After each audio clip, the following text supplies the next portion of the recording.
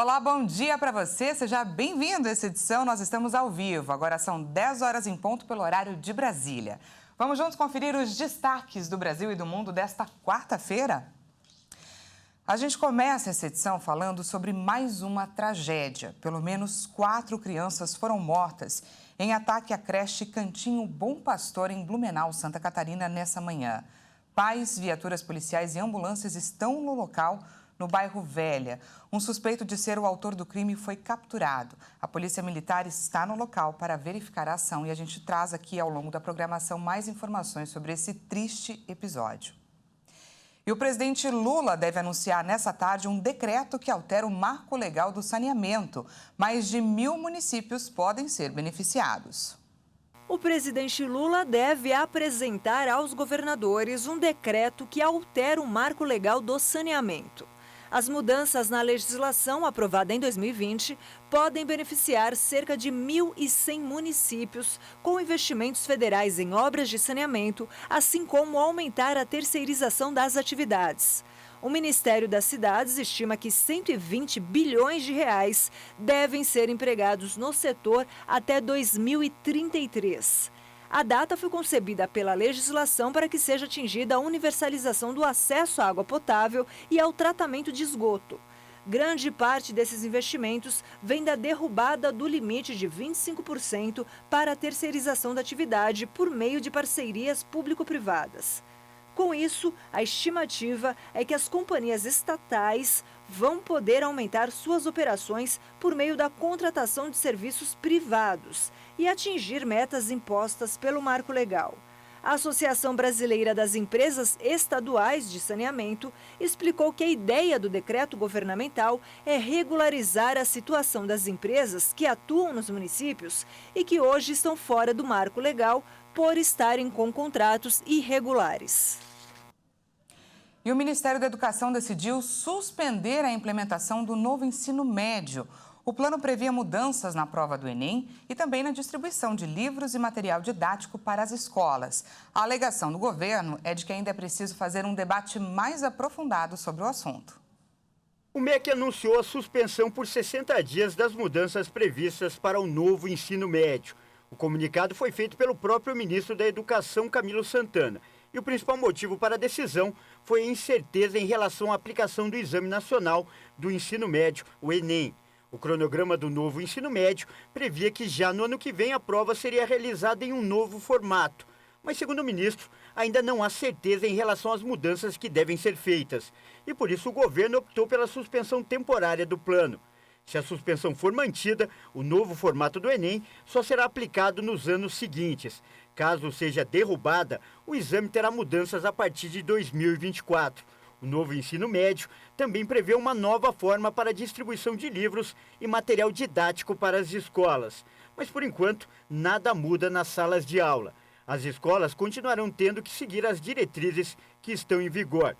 Com a medida, o Ministério busca sinalizar que está atento às críticas que o novo ensino médio recebe de alunos, professores e entidades, mas ao mesmo tempo quer aguardar as conclusões de um grupo de trabalho que foi criado no mês passado. Vamos agora para os destaques internacionais.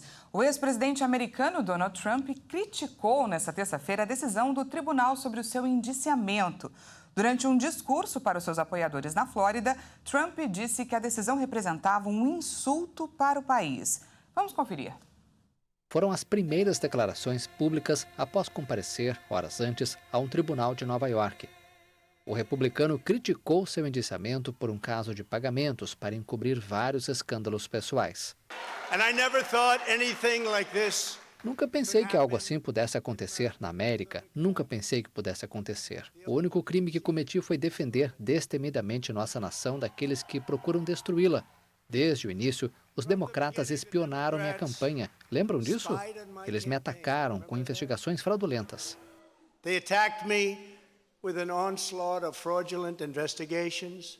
O magnata classificou seu indiciamento como um insulto ao país. O ex-presidente dos Estados Unidos foi indiciado com 34 acusações criminais de falsificação de registros contábeis decorrentes de 3 casos de suborno antes das eleições. Trump se declarou inocente das acusações criminais. O magnata poderá sentar no banco dos réus a partir de janeiro de 2024 e se tornar o primeiro ex-presidente americano a enfrentar um julgamento criminal. E um relatório do Banco Mundial chamou a atenção de toda a América Latina. Apesar do bloco estar lidando com a crise provocada pela guerra na Ucrânia, o estudo apontou que ele perdeu a atratividade e tem participado pouco da economia global. Em um relatório anual, a instituição estimou que o Produto Interno Bruto regional deve crescer 1,4% em 2023 e 2,4% em 2024, muito pouco para fazer progressos significativos na redução da pobreza. Enquanto isso, a inflação média deve cair para 5%, depois de atingir 7,9% em 2022. Uma triste exceção é o caso da Argentina, que recentemente ultrapassou a inflação de 100% em 12 meses. Outros fatores que impactam a economia latino-americana são a queda dos preços das commodities, o aumento das taxas de juros e a recuperação incerta da China, parceiro dominante do continente, exceto pelo México, cuja economia está intimamente ligada aos Estados Unidos. O Banco Mundial também alertou que o investimento estrangeiro direto caiu 35% nos últimos 10 anos na América Latina. Algumas nações latino-americanas têm salários mais baixos do que a Ásia, mas os impostos e o custo do capital para produzir são mais altos, enquanto a confiança na estabilidade política e institucional caiu. O relatório recomenda que os países aproveitem oportunidades como a demanda por energia verde e o chamado nearshoring, ou seja, a realocação da produção para lugares mais próximos do que a Ásia, um processo que já está beneficiando o México. E tem novidade para os observadores do céu. A chamada Superlua Rosa ficará disponível nesta quinta-feira em todo o Brasil. De acordo com a Agência Espacial Americana, durante essa madrugada, a lua cheia terá uma aparência mais brilhante e aparentará ser bem maior do que estamos acostumados a ver. O fenômeno acontece porque o nosso satélite natural está alcançando um dos pontos mais próximos da Terra em sua órbita, chegando a parecer até 30% maior. Apesar de se chamar Superlua Rosa, durante sua aparição, a Lua não apresenta nenhuma mudança de cor. Esse nome foi dado por povos nativos americanos porque as rosas desabrocham por lá, principalmente nessa época do ano. Ficou curioso para acompanhar o fenômeno? Então não perca, fique atento, porque aqui no Brasil, a Superlua Rosa ficará disponível, visível, por volta das 4h30 da manhã dessa quinta-feira. E essa edição fica por aqui. Daqui a pouco o Kleber Werneck chega com mais informações para você. E à 1h da tarde, eu e ele esperamos por você. Até lá com mais informações.